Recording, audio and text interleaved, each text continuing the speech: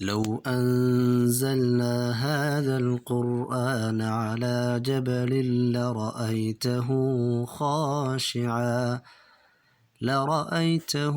خاشعا متصدعا من خشية الله.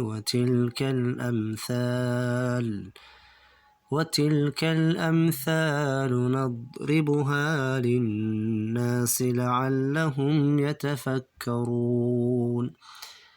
هو الله الذي لا إله إلا هو عالم الغيب والشهادة هو الرحمن الرحيم.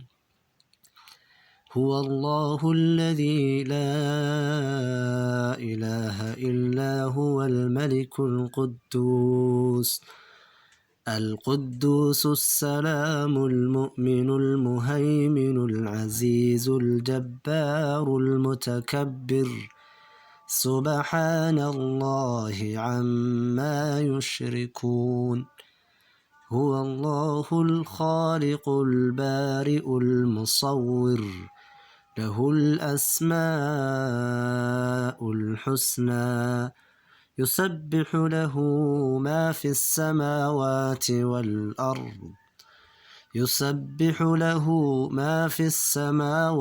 والأرض وهو العزيز الحكيم.